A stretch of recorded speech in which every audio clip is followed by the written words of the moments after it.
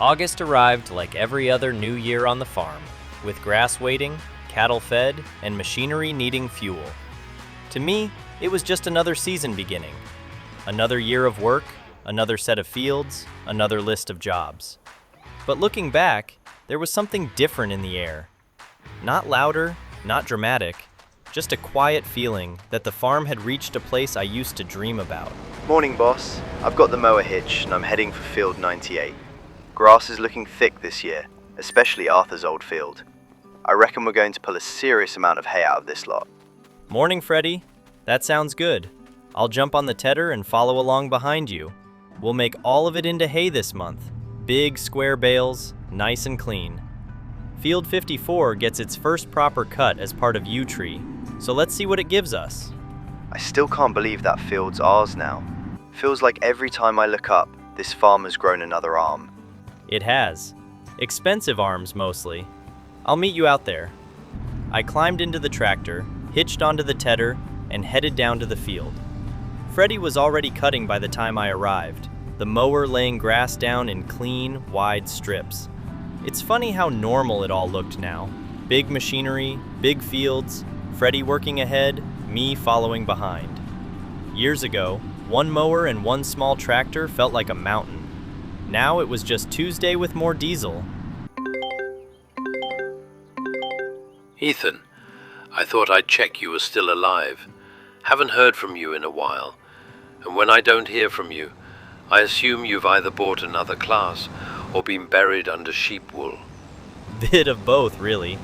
We've bought more machinery, sold plenty of wool, added Arthur's old field, and somehow Freddie's still speaking to me. I heard about Arthur. Good bit of land that. He was pleased it went to you. Said he'd rather see it worked than watched by someone counting resale value from the gate. It means a lot. Arthur gave me work when I had almost nothing, and now we're cutting hay off his old field. Feels strange, but in a good way. And Freddie? Word around the valley is he's put his name forward for Callum's place. He has. He's nervous, but he's ready. He knows animals, machinery, customers, estate land, deliveries, all of it. If he gets the chance, I think he'll do well. He will. He's had a good teacher. And Callum? Still winding down, from what I know. I don't want to dance on the bloke's grave, Giles. He made some bad choices, but losing a farm is still a heavy thing. That's the right way to look at it. Just remember, you didn't take it from him. He let it slip. You keep your eyes on your own gate. Later that afternoon, I was back at the yard hitching up the Claas quadrant. The big square baler had changed the way the grass business worked. Sarah liked the bales, Oliver liked the bales, and the bale barn looked a lot tidier because of them. I headed into field 98, dropped the pickup, and started the first pass. The quadrant swallowed the row and pushed out the first big square hay bale of the season. Behind me, Freddie was still rowing the next field, and ahead of me the hay sat in golden lines across the grass. Field 98 went smoothly. The Xerion pulled the baler without a care, and bale after bale dropped behind us. By the time I finished, Freddie was arriving with the bale trailer. I'll start hauling these back while you move to field 54. That new field looks ready for you. Good plan. And Freddie, have you sent off everything for the estate application now? Yeah, it's all in. References, figures, plan for the stock, plan for the land, everything. I'm excited, but I'd be lying if I said I wasn't terrified. It's one thing working on your farm. It's another thing looking at a place and thinking every mistake will have my name on it. That's farming. You never feel completely ready. You just get enough knowledge, enough grit, and enough stubbornness to start. If you get it, I'll help where I can. Advice, machinery, contacts, whatever you need. Thanks, Ethan. I know I joke around, but this job changed everything for me. If I do get that place, it'll be because of what I learned here. You earned that yourself. I just gave you enough work to complain about. You did a brilliant job of that.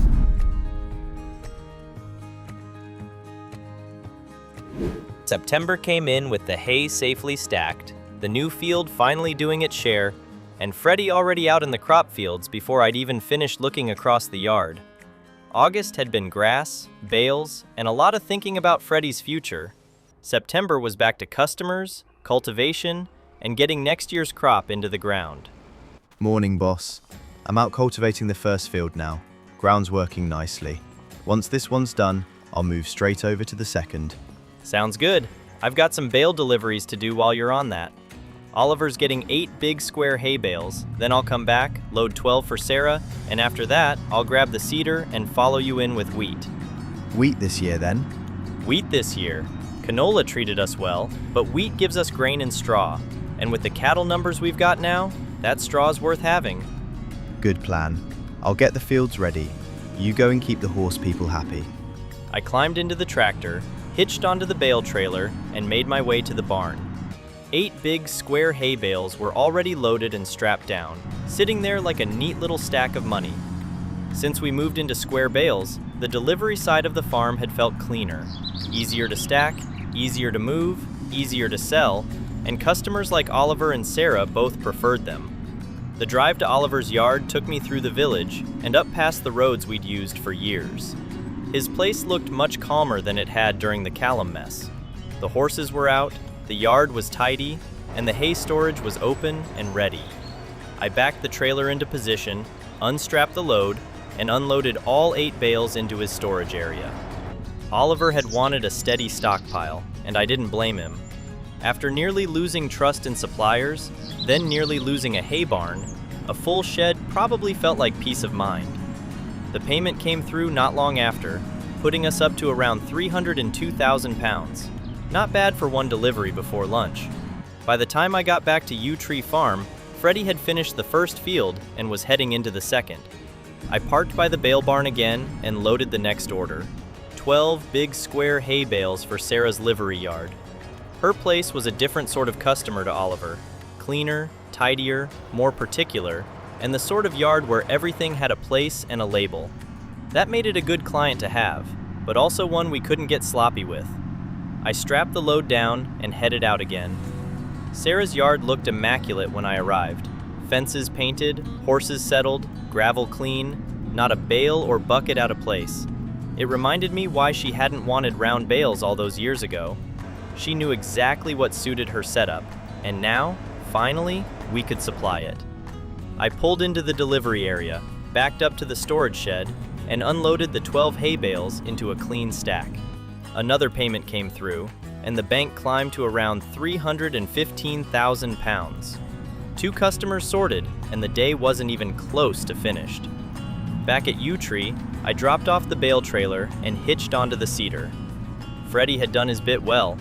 Both fields were cultivated, dark, clean, and ready to take seed. I filled up with wheat, headed out to the first field, lowered the drill, and started the first run. Wheat felt like the right crop for this year. Not flashy, not experimental, just useful. Grain to sell later, straw for bedding and TMR, and a strong crop to carry the farm through another cycle. The farm didn't need giant risks anymore. We weren't clawing for survival. We were building steady years on top of steady years, which is a much nicer kind of stress. As I worked through the field, I started thinking about everything moving around us. Freddie had his application in. Rosie and I had settled into the house. Callum was winding down. Woodland Hill was full of sheep and wool. Yew Tree had dairy, beef, grain, hay, silage, and customers who actually called us by choice. The farm had become a machine, but not a cold one. It had people in it, history in it, mistakes, luck, help, and a lot of mud. The cedar ran smoothly, laying wheat into the ground row by row. I liked watching new seed go in. Harvests were the big moments, but planting was where the promise started. September wasn't dramatic, but it was one of those months that holds the whole farm together. Bales out, money in, seed in the ground, and another year quietly taking shape beneath the soil. September was done.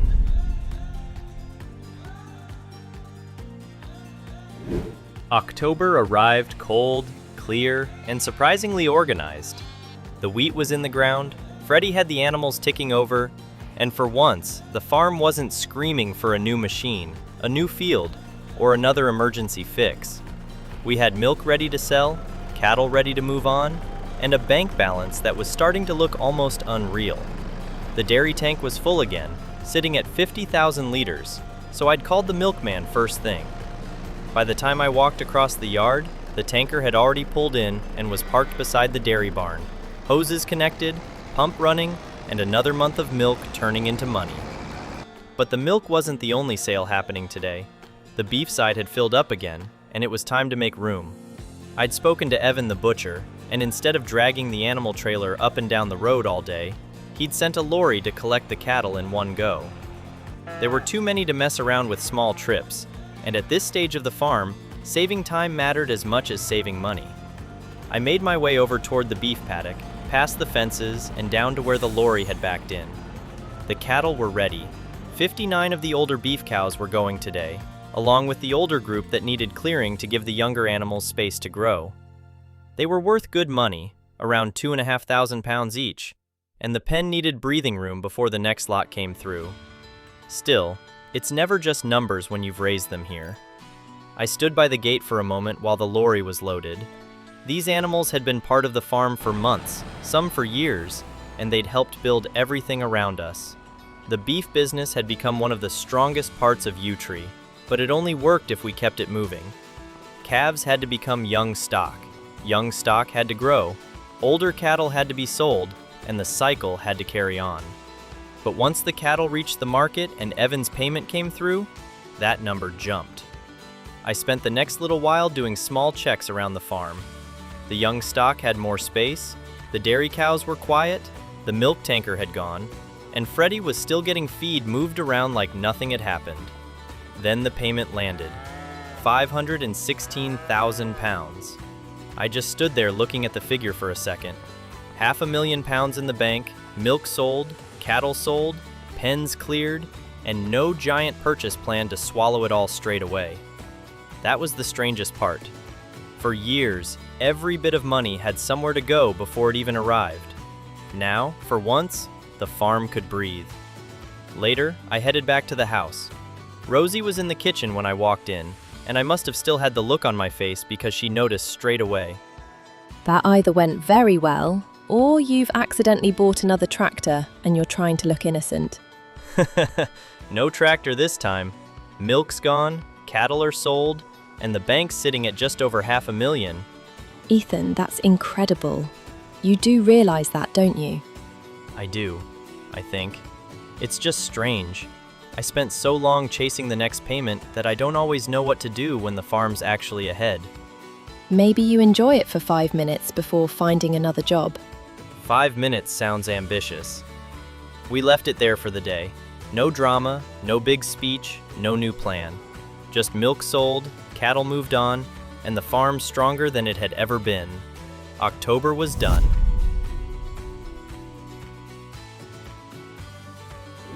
November started over at Woodland Hill Farm, which still felt strange every time I arrived and didn't live there anymore. I swear there are more sheep here every time I open this gate. I'm starting to think they've got a committee meeting at night and vote on how to make my life harder. They've done well though. Too well, really. The meadow's packed, the shed's packed, and we're hauling feed over here more often than I'd like. They're healthy, but we need to clear numbers. They don't make huge money each, but when there's this many, it adds up. And if we don't thin them out now, winter feeding's going to become a proper circus. Agreed.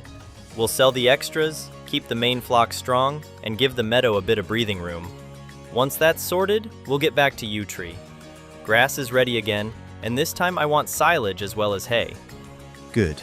I'll feed the cows when we get back, then I'll hitch the mower. You grab the rower, and we'll get through it.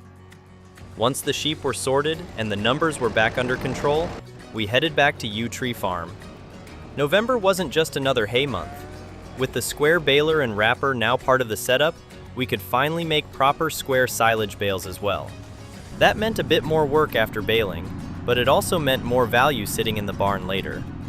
Freddie got the mower on first and headed for field 98. I climbed into my tractor, hitched up the windrower, and followed him out. This time, most of the grass was going into silage, so there was no need to ted everything. Cut it, row it, bale it, wrap it. Simple enough on paper, less simple when the day starts stretching into evening. Field 98 was first. Freddie opened it up with the mower, and I followed behind, pulling the cut grass into clean rows ready for the quadrant. The field looked brilliant. Thick grass, good regrowth, and the kind of crop that made the new square bale system feel like the right call. From there, we moved through the rest of the grass work. Field 54, Arthur's old field, was coming into its own now. It still felt new to us, but it was already feeding the farm in more ways than one. More grass meant more bales, and more bales meant more choices. Field 3 was the exception this month. That one we turned into hay. A bit of tedding, a bit of drying, and another stack of square hay bales for the shed. Between Oliver, Sarah, and the cows, hay never sat around for long. Once the mowing and rowing were done, Freddie jumped onto the quadrant and started baling. I watched him take the first rows through the baler, square bales dropping out behind him one after another. A few years ago, Freddie was the new lad trying to find his place. Now he was running big kit, managing animals, handling deliveries, and getting ready to take on a farm of his own. I didn't say much about that out loud, not yet, but I noticed it. When the silage bales were ready, I hitched up the wrapper and headed into Field 98. This was the first time we'd used it properly on the square bales, and it felt like a whole new little system clicking into place. I opened the wrapper, lined up with the first bale, and watched it pull the bale in, spin it, cover it in white film, and drop it back onto the grass. One bale done, then another, then another. Soon, the field was dotted with white-wrapped bales, sitting there like giant marshmallows that cost a fortune to make and somehow smelled worse. They'd stay out for a bit, fermenting into silage before we moved them properly into storage. It wasn't the fastest job, but it was satisfying. Every wrapped bale was future feed or future money. We left the silage bales in place to ferment, parked the wrapper back in the yard, and washed down the worst of the grass dust and mud. November had been a working month. Sheep reduced, fields cut, hay made, silage wrapped, and another part of the farm system tightened up before winter. I shut the tractor down, looked back across the yard, and called it there. November was done.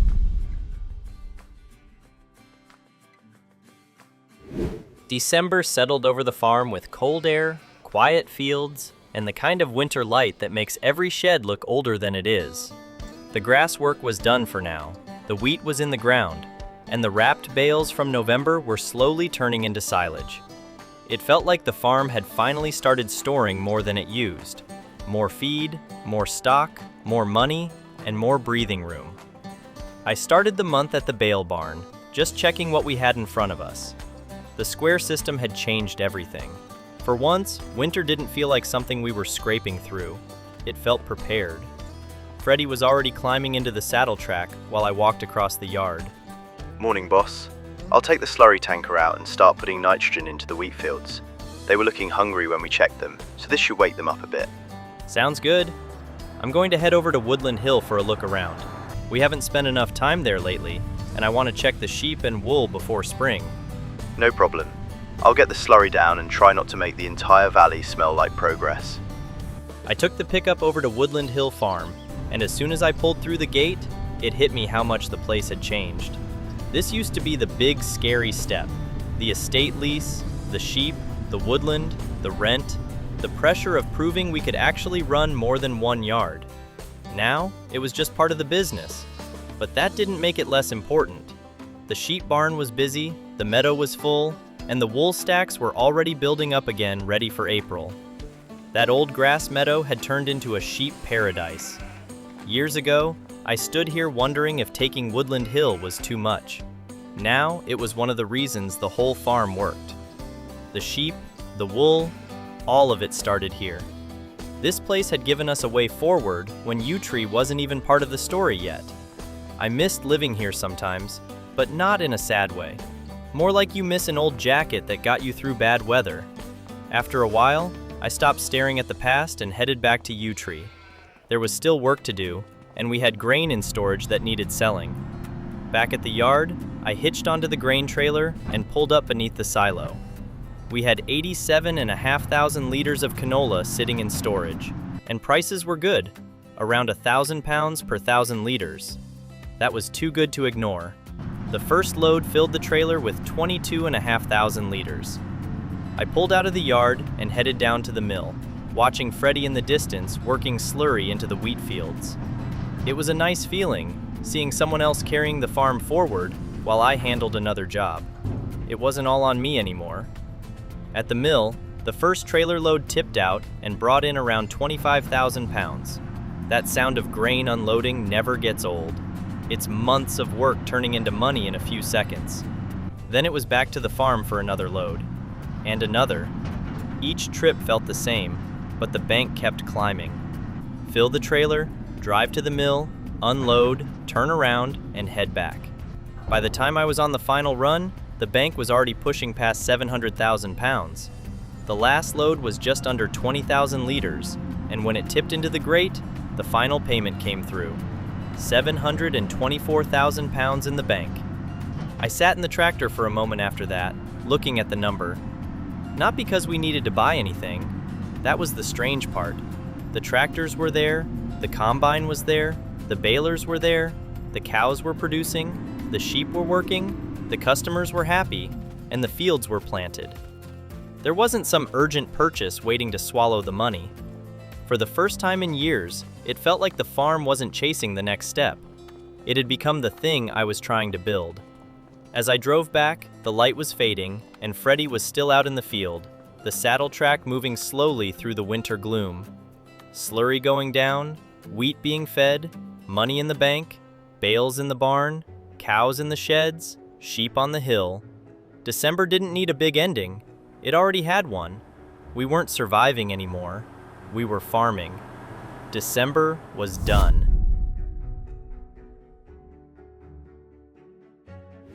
January arrived, cold, still, and strangely peaceful. Christmas had been and gone, and for once, it hadn't been squeezed in between panic, paperwork, or some machine deciding to ruin the week. Rosie's parents had come over this year, and somehow, Yew Tree Farm had managed to look almost civilized. The house was warm, the food was good, everyone got along, and for a couple of days the farm felt less like a job and more like a home. Freddie had taken the month off, which he'd earned 100 times over. The animals were settled, the wheat was in the ground, and there wasn't much that needed doing that couldn't wait. So, I decided to do something I'd been putting off for too long. I climbed into the pickup, pulled out of the yard, and drove down toward the church. The roads were quiet, the hedges bare, and the fields looked half asleep under the winter sky. I'd done this drive before, but it felt different now. The last time I came here, Yew Tree still felt like something I was trying to prove I deserved. Now, after everything that had happened, it felt like I was coming back with a report. I pulled into the church car park, switched the truck off, and sat there for a few seconds before getting out. Then I walked through the old archway and around the back, where Pete Mercer's gravestone sat quietly beneath the trees. For a moment, I didn't say anything. "Hi, Pete. It's been a while. I kept meaning to come down sooner, but you know how the farm gets. There's always something. Cows need feeding, fields need cutting, sheep need sorting, Freddie needs stopping before he names another piece of equipment something stupid. I thought I'd come and tell you how things are going. Yew Tree's doing well, better than I knew how to make it do at the start, if I'm being fair. The dairy barn's full now, 100 cows, and the milk tank fills so often it barely feels real. The beef side's grown too. We've had more calves than I know what to do with some months, and the farm actually makes money from them now, instead of me just staring at feed bills wondering what I've done. We've got proper machinery here now. Big Claas tractors, a Lexion combine, square balers, slurry gear, the kind of kit I used to look at and assume belonged to someone else's life. I don't think you'd believe half of it if you saw it. Then again, maybe you would. You always seem to see more in me than I did. Rosie lives at the farmhouse now. I think you'd like that. She's good for this place.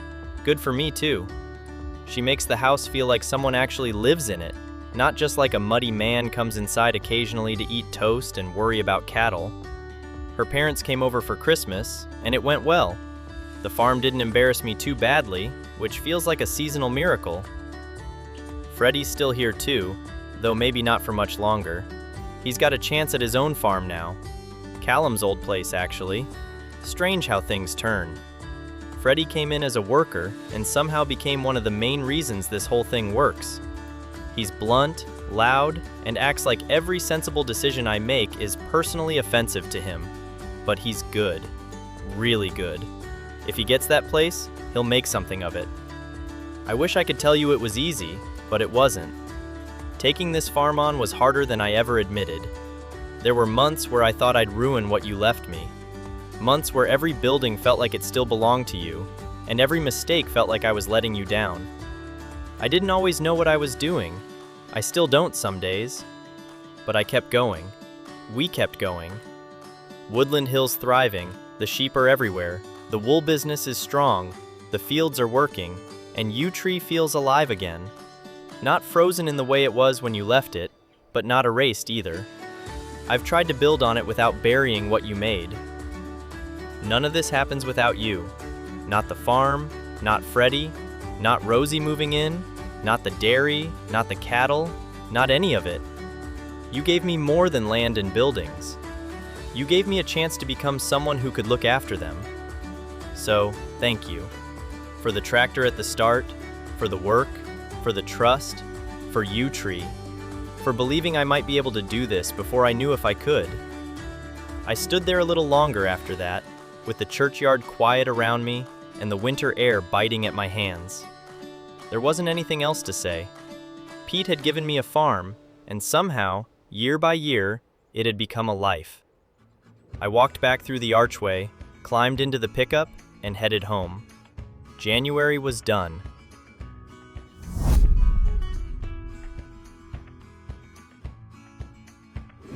February arrived with winter still clinging to the yard. The fields were quiet, the wheat was sitting low in the ground, and most of the work had moved back into the barns. After January's visit to Pete, it felt good to get back into something simple. Feed, animals, bedding, gates, trailers. The kind of jobs that don't ask for a big speech, just warm gloves and a working tractor. Morning, boss. I'm getting the Silo King ready, but if you're not buried in paperwork, I could use a hand loading bales. We're getting right down to the last of the old round ones now. Yeah, no problem. Let's use up the round bales first, then we'll start leaning fully into the square stuff. Sounds good. I'll bring the mixer over and line it up. Cows are already looking at me like I've personally delayed breakfast. It's funny how much the feed system had changed over the years. At one point, feeding cattle felt like an occasional panic. Now it was a full routine. Dairy cows, beef cows, young stock, different pens, different needs, and if the TMR wasn't ready, the whole farm knew about it. The last of the round bales were sitting off to one side, a reminder of the older system before the quadrant changed everything. They'd done their job, but they were awkward now compared to the square bales. Still, feed is feed, and there was no point letting them sit around because they didn't match the new furniture. Two at a time, I moved the bales across and dropped them into the mixer. First the older hay bales, then silage, then more hay to balance the mix. The Silo King took each one in and chewed through it, turning last year's grass work into this morning's cattle feed. That'll do it. Nice full load. I'll take this through the dairy barn first, then the beef paddock, then the indoor pen. If I'm not back in half an hour, assume the jerseys have staged to sit in.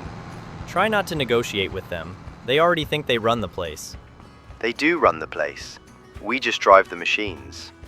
He pulled away with the mixer, and I watched him head down through the yard. That was going to be one of the strange things when he left for his own farm. Freddie had become part of the background noise of Yew Tree. Tractor starting, mixer running, radio jokes, gates clanging, sheep complaining somewhere in the distance. It was going to be quieter without him. But not today. Today, there was still work to do. I walked over to the pickup, hitched on the animal trailer, and drove across to the young beef cow barn. The barn was busy again. 6 newborn calves, 11 one-month-old calves, and their mothers all packed into a space that was starting to feel too tight. Everyone was healthy, but we needed to make room before the next group arrived.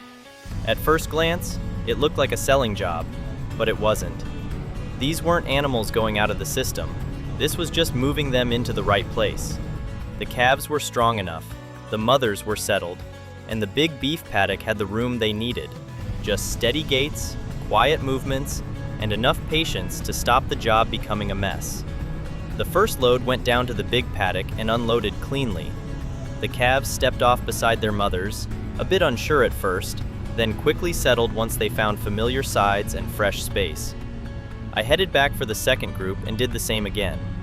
By the time the last of them were moved, the upper barn looked better straight away. More room, less pressure, cleaner space, and enough flexibility for the next calves that would come through. The beef system only worked if each group kept moving forward. Young calves into the barn, stronger pairs into the paddock, older cattle sold when the time was right.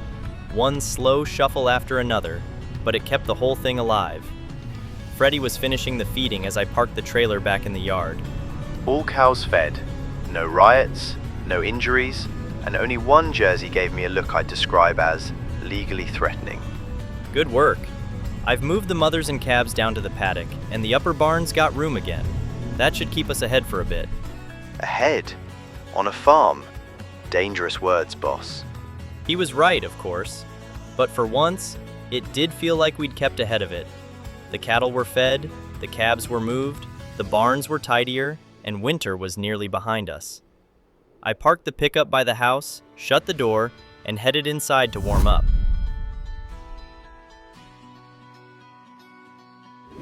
March arrived with the first signs of spring creeping back into the yard. The fields still looked cold, but the wheat was alive, the grass was starting to wake up, and the farm was already signed up for the usual schemes. Avoid mowing during spring, natural fertilizer, natural grazing, and reduced bale wrapping. Nothing glamorous, but all of it helped keep money coming in while we worked the farm the way we wanted to work it. Freddie was already busy with the TMR, so I took a quick walk through the cattle barn before heading off. The cows looked settled, the young stock had more space after February's moving around, and the dairy herd was running like clockwork. Freddie had that side under control, which meant I could do something I'd been thinking about for a while. I was going to see Callum. His tenancy was winding down now. In a few months, he'd be out, and the farm would be handed back to the estate. After everything that had happened, I could have just stayed away and let him deal with it alone. But something about that didn't sit right with me. Maybe it was Pete's grave still sitting in my head. Maybe it was Freddie's future. Maybe I just didn't want the last thing between us to be that night at Oliver's yard. I'd never really spent time there before, not beyond seeing his truck or hearing rumors through Giles. The lane climbed slightly, then opened into a yard with a farmhouse, a few sheds, a silage pit, bale storage, and fields stretching out beyond the front hedge. His red pickup was parked by the house. I walked up by one of the fences and looked over the fields. Freddie, I'm over at Callum's place now. I can see why the estate wants it kept as a working farm. It's got good land, decent yard space, barns, a pit, room for stock. It could suit someone who wanted to start smaller and build it carefully. You're not helping my nerves there, boss. I keep trying not to picture it too much in case it doesn't happen. That's fair. Nothing's yours until the paperwork says it is. But if it does happen, this isn't a bad place to begin. It needs work, but so did we. Yeah, I'll try not to think about that while I'm feeding your cows and pretending I'm calm. For a second, I thought about leaving. Then I knocked. Callum opened the door after a moment. He looked tired more than angry, which somehow made it harder. If you've come to look around before the estate hands my life to someone else, you're a bit early. I didn't come to gloat, Callum. I came to see how you were doing. I know that might sound stupid after everything, but I didn't want this to end with everyone just walking away. That's generous. Very Ethan Manston. Turn up with concern once the other bloke's already lost. You've got a gift for standing in the right place at the right time.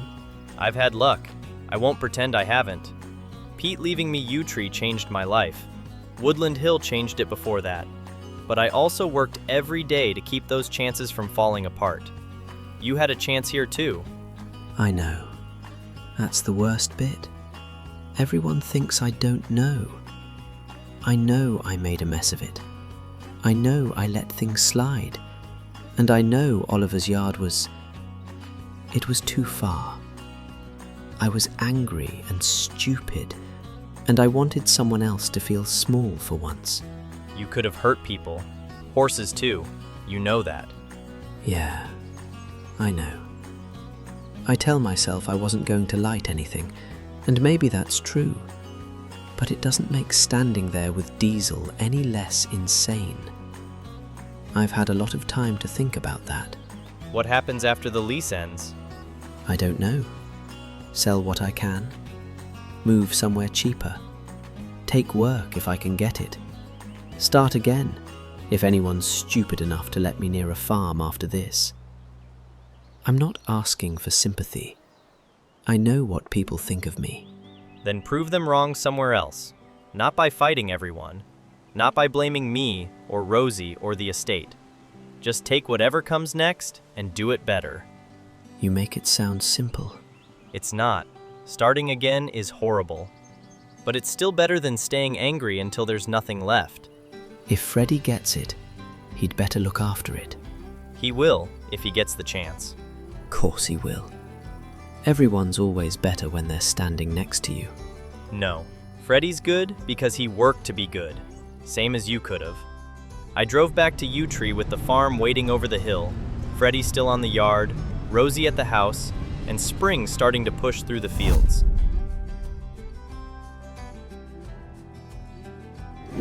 April arrived with one of those jobs that had been building quietly in the background for months. The sheep at Woodland Hill had done what sheep do best, which is eat, wander around, look confused, and somehow produce a mountain of wool while nobody's watching. This month, it was finally time to sell it. I walked across the yard, climbed into the tractor, and hitched onto the flatbed trailer. Freddie was already down by the cattle barns, keeping the cows fed and the dairy routine moving like he always did now. Morning, Freddie. I'm heading over to Woodland Hill to start moving wool. There's a fair bit stacked up over there, so I think this is going to take most of the day. Yeah, I saw the pile yesterday. Calling it a fair bit is generous. It looks like the sheep have been building a second sheep out of wool. I've got the cows sorted here, and I'll keep an eye on everything while you're gone. Perfect. I'll get it shifted, then I'm going to stop in and see Diane after the last load. We haven't had a proper catch-up in ages. Good idea. Tell her the sheep are working hard. I'd like that noted somewhere official. Every time I drove through that gate, a little part of me still remembered the early days there. The small yard, the pressure of the lease, the sheep barn, the woodland, and that feeling that I'd taken on more than I could handle. Now, it was a completely different place. The meadow was full of sheep, the barn was busy, the spinnery was working away, and the wool stack was almost ridiculous. Woodland Hill wasn't just surviving anymore, it was thriving. I pulled the trailer alongside the first stack and started loading.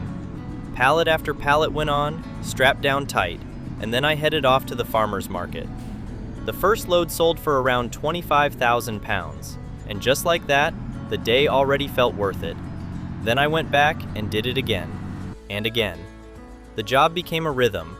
Drive to Woodland Hill, load wool, shut the gate, head to market, unload, watch the bank climb, and turn around for another load. It wasn't exciting work, but it was satisfying. Every trailer load was proof that all those quiet months of feeding sheep and keeping the place running had paid off. By the time I came back for the final load, the bank was sitting at around 906,000 pounds. I had to look twice at that number. We were getting close to 1 million, and I still remembered when a few thousand pounds felt like the difference between carrying on and packing up. I loaded the last of the wool, closed the gate behind me, then drove around to the fabric area. The spinnery had 2 pallets ready this time, so I squeezed them into the back corner of the trailer, strapped everything down, and headed back to the farmer's market one last time. The final load sold, wool and fabric together, and the bank climbed again. 943,000 pounds. I pulled the tractor around the corner, parked in the market car park, and headed inside to find Diane. Ethan Manston. I was starting to think you only existed as a tractor noise and a pile of wool pallets. That's fair. I've been meaning to come in properly. We've been dropping off so much lately, but I haven't actually stopped and asked how things are going. They're going very well. The wool sells, the fabric sells, and your deliveries are always clean. I remember when you were turning up here with bits of produce and firewood, hoping it would cover the next bill. Now look at you. It still feels strange sometimes. Woodland Hill used to feel huge on its own. Then Tree came along, then the dairy, the beef, the crops, Freddie, Rosie, all of it. Some months I still feel like I'm trying to catch up with the farm. That's because it grew with you. Farms don't just become big in one day. People see the tractors and the money, but they don't see the years where you were tired, muddy, and trying to make one job lead to the next. Rosie's settled in now. Freddie's got a chance at his own place too, if everything keeps moving the way it is. It feels like everyone's life is changing at the same time. That's not a bad thing. It means what you built is strong enough for other people to build from it. You should be proud of that, Ethan. I stayed a little while longer, talking through the farm, the sheep, the customers, and how strange it felt to be so close to £1 million in the bank. Diane had been there from the small days, which made it easier to believe the big days were real. Eventually, I headed back out to the tractor and started the drive home. April had been wool, fabric, money, and one more reminder that the farm hadn't just grown. It had become something. April was done.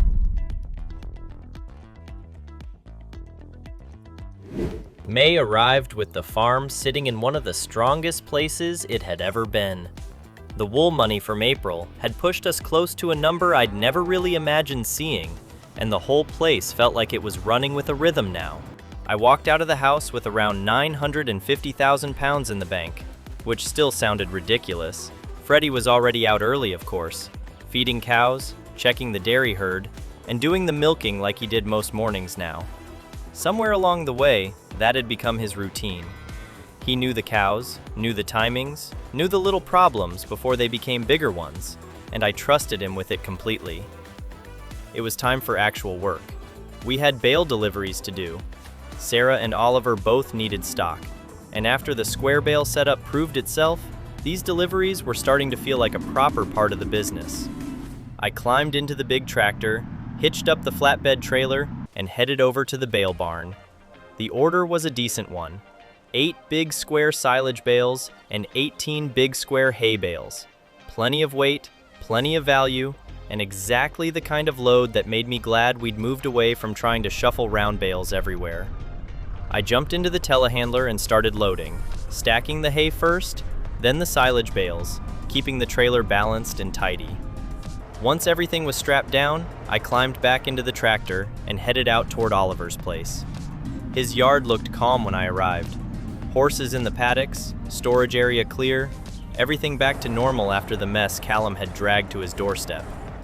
I pulled in beside the bale shed, undid the straps, and started unloading his 8 hay bales into the storage area. One by one, they came off the trailer and stacked neatly where he wanted them. It was simple work, but it meant something. Oliver trusted us again. After nearly losing that customer, and after everything that followed, seeing his barn filled with our hay felt like closing a loop. The payment came through, and the bank climbed again. From there, I headed over to Sarah's livery yard with the rest of the load. The drive gave me a minute to think about how much these smaller contracts had changed. Years ago, customers like Sarah felt out of reach because we didn't have the right bales, the right kit, or the right reputation. Now we were turning up with clean square bales, proper delivery equipment, and enough supply to keep the relationship going. Sarah's place looked immaculate, as always. Fresh fences, clean yard, tidy storage, horses settled, not a thing out of place. It was the sort of place where you did not want to arrive late, messy, or half prepared. I was glad we had her as a client now, and I wanted to keep it that way. I backed into her delivery area and started unloading. The hay bales went in first, stacked along the storage wall. Then the silage bales followed, heavy and wrapped, ready for when she needed them. By the time the trailer was empty, the yard looked fully stocked again. The payment landed a moment later, and the bank moved up once more. We were right on the edge of £1 million. 10 years ago, I had nothing but a borrowed chance, a bit of stubbornness, and no real idea what I was doing. It didn't feel like luck anymore. It felt like years of small decisions finally stacking high enough to see from the road. I drove back to Yew Tree Farm with an empty trailer behind me and the sun dropping over the yard. Freddie was still down by the cows, the bale barn was tidy, the fields were growing, and for once, there was nothing urgent trying to drag us into chaos. May was done, and the farm was closer than ever to 1,000,000.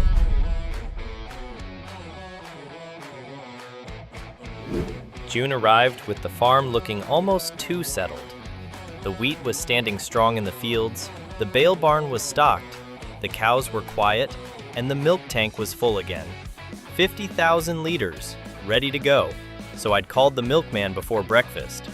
By the time I walked through the dairy barn, the tanker was already outside with the hose running.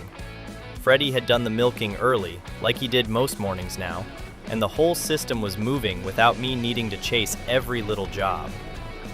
Then the payment came through. 1,000,000 pounds. I just stood there for a second, looking at the number. 10 years ago, I was counting every pound and trying to make a few pallets of firewood feel like a business. Now Yew Tree Farm had 1,000,000 in the bank, cows in the barn, sheep at Woodland Hill, wheat in the ground, and more work than one person could ever do alone. Ethan, are you near the yard? I've just had a call from Eleanor. The estate accepted my application. I've got it. I've actually got the farm. Freddie, that's brilliant. That's genuinely brilliant. Come over to the pickup. We'll go and have a look at it together. I don't know whether to celebrate or throw up. Might do both if we're efficient. Try not to do either in my truck. That's where I lived before Yew Tree. That garage is where I stored tools, firewood, whatever I could turn into money. I used to think if I could just get through one more month, I'd be all right. Strange seeing it now, isn't it? Yeah, but in a good way. Everyone needs somewhere to start. We carried on up the road and pulled into Callum's old yard. His red pickup was still there, parked near the house. Callum came out as we parked. So it's you then? Should have guessed. I've been accepted, yeah. I know this is awkward, Callum. I don't want to make it worse. It is worse. But not because of you. I had my chance and I lost it. If you're taking it on, look after it better than I did. That's all anyone can do. Start where they are and try not to waste the chance. Good luck with it. Thanks. I'll do my best. Ethan, thanks for everything. I mean it. You earned this, Freddie. I'll see you back at Yew Tree later. I drove away on my own and stopped again at the old rented house. I got out, stood in the driveway for a minute, and looked at that garage. It was just a building, but to me, it still felt like the place where the whole thing began to turn. Firewood, small contracts, late nights, bad equipment, good luck, and enough stubbornness to keep going. After that, I headed over to Woodland Hill Farm. I walked past the allotment, the sheep shed, the meadow full of animals, the wool stacks, the sawmill, and the woodland at the back. This place had been the first big step, the one that made me feel like a farmer instead of a bloke trying to survive in a caravan. Now it was part of something much bigger. I ended the month walking through the trees, listening to the wind in the branches. Freddie was leaving soon, and that meant I'd need someone new. The farm had grown beyond what I could run alone, and that was a good problem to have. 1,000,000 pounds in the bank, Rosie at home, Freddie starting his own place, Woodland Hill still thriving, Yew Tree stronger than ever.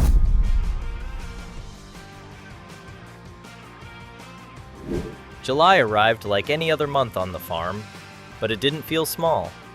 The wheat was ready, the fields were golden, and Freddie had 1 month left before he took over his own place in August.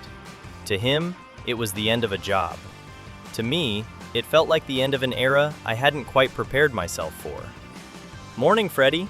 Wheat's ready, and I've decided you're driving the Lexion today. I'll run the trailer. It's your last harvest here, so you might as well have the best seat on the farm. Thanks, Ethan. I mean it. I'll look after it. I watched him pull the Lexion into the field, line up with the wheat, and start the first pass. The header cut through the crop, the straw dropped behind him, and the grain started filling the tank.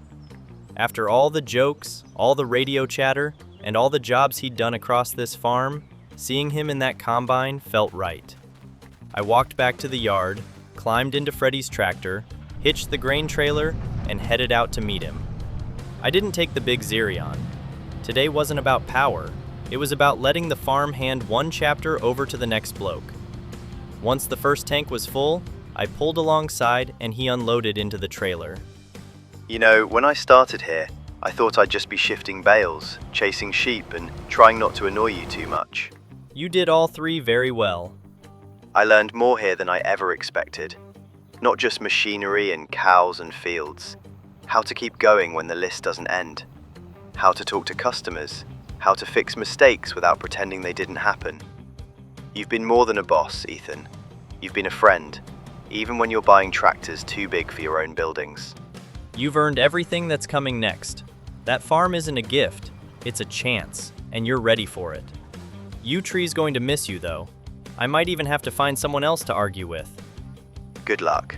You won't find another me. That's what worries me. We worked through the field like that, steady and quiet between the jokes. By evening, the last of the wheat was cut, the final trailer load was full, and the field lay behind us in clean lines of straw and stubble. I unloaded the final grain load at the silo, and as I was parking the trailer, Freddie came over the radio one more time. Well, that's me done then, boss. Thanks for the job, the chance, the patience, and all the chaos. I'll see you down the road. You will. And Freddie, don't be a stranger. I won't. Someone's got to keep an eye on you. Goodbye for now, Ethan. Goodbye, Freddie, and thank you.